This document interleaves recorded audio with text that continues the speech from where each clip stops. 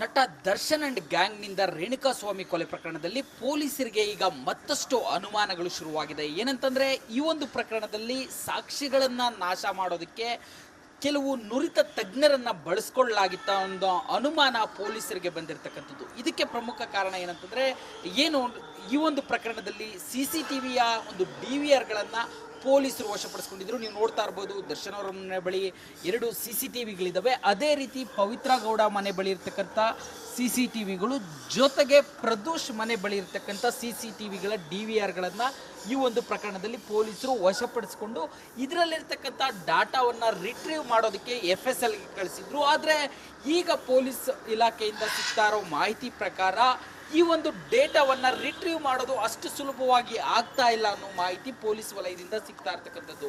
ಹಾಗಾದರೆ ಇಷ್ಟು FSLನಲ್ಲೇ ಈ ಒಂದು ಡೇಟಾವನ್ನು ರಿಟ್ರೀವ್ ಮಾಡೋಕ್ಕೆ ಆಗದೇ ಇರೋ ಥರ ಯಾವ ರೀತಿ ಇವರು ಡಿಲೀಟ್ ಮಾಡಿದ್ರು, ಇದಕ್ಕೆ ಯಾರ ಸಹಾಯವನ್ನು ಪಡೆದುಕೊಂಡಿದ್ರು ಅನ್ನೋ ಒಂದು ಅನುಮಾನ ಸದ್ಯಕ್ಕೆ ಪೊಲೀಸರಿಗೆ ಸಿಗ್ತಾ ಇರ್ತಕ್ಕಂಥದ್ದು. ಈಗಾಗಲೇ ಅವ್ರ ಮೇಲೆ ಏನು ಸಾಕ್ಷ್ಯನಾಶದ ಆರೋಪವನ್ನು ಹೊರಿಸಿ ಪ್ರಕರಣವನ್ನು ದಾಖಲಿಸಲಾಗಿದೆ. ಆದರೆ ಇನ್ಯಾರಾದರೂ ಇವರಿಗೆ ಸಹಾಯ ಮಾಡಿ ಒಂದು ಡೇಟಾವನ್ನು ಡಿಲೀಟ್ ಮಾಡೋದಕ್ಕೆ ಇವರು ಯಶಸ್ವಿಯಾಗಿದ್ರ ಅನ್ನೋದು ಈಗ ಸದ್ಯ ಪೊಲೀಸರ ತಲೆಯಲ್ಲಿರ್ತಕ್ಕಂಥ ಪ್ರಶ್ನೆ. ಈ ನಿಟ್ಟಿನಲ್ಲಿ ಪೊಲೀಸರು ಏನು ತನಿಖೆಯನ್ನು ಮಾಡೋದು ಒಂದು ಕಡೆ ಆದರೆ, ಮತ್ತೆ FSLನಲ್ಲಿ ಯಾವುದಾದ್ರೂ ವಿಧಾನವನ್ನು ಬಳಸಿ ಡೇಟಾವನ್ನು ರಿಟ್ರೀವ್ ಮಾಡಲಿಕ್ಕೆ ಸಾಧ್ಯ ಇದೆಯಾ ಅನ್ನೋದ್ರ ಬಗ್ಗೆ ಸಹ ಪರಿಶೀಲನೆ ಮಾಡ್ತಾ ಇರ್ತಕ್ಕಂಥದ್ದು. ಆದರೆ ಒಂದಂತೂ ಆಶ್ಚರ್ಯಕರ ಸಂಗತಿ ಇದರಲ್ಲಿ ಗೊತ್ತಾಗಿರೋದು ಏನಂತಂದರೆ, ಇವರು ಏನು ಸಾಕ್ಷ್ಯವನ್ನು ನಾಶ ಮಾಡಲಿಕ್ಕೆ ಭಾಳ ವ್ಯವಸ್ಥಿತವಾಗಿ ಸಂಚನ್ನು ರೂಪಿಸಿರೋದು ಭಾಳ ಸ್ಪಷ್ಟವಾಗಿ ಗೊತ್ತಾಗ್ತಾ ಇರ್ತಕ್ಕಂಥದ್ದು. ವಿಡಿಯೋ ಜರ್ನಲಿಸ್ಟ್ ಲೋಹಿತ್ ಜೊತೆ ನಾಗರಾಜ್ ಬಿ ಎಫ್ಸದರ, ರಿಪಬ್ಲಿಕ್ TV ಕನ್ನಡ, ಬೆಂಗಳೂರು.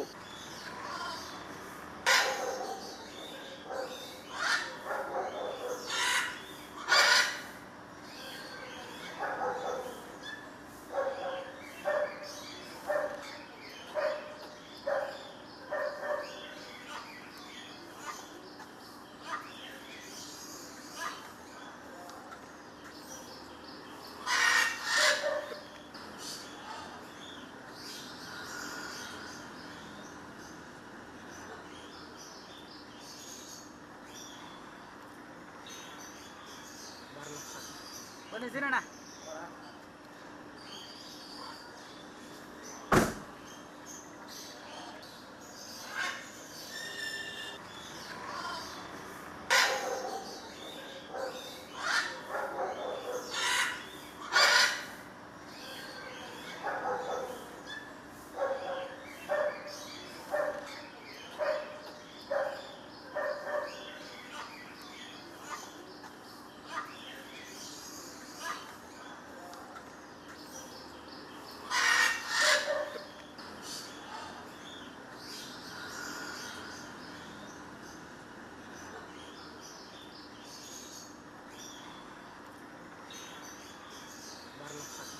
ಬನ್ನಿ ಸಿರಣ್ಣ.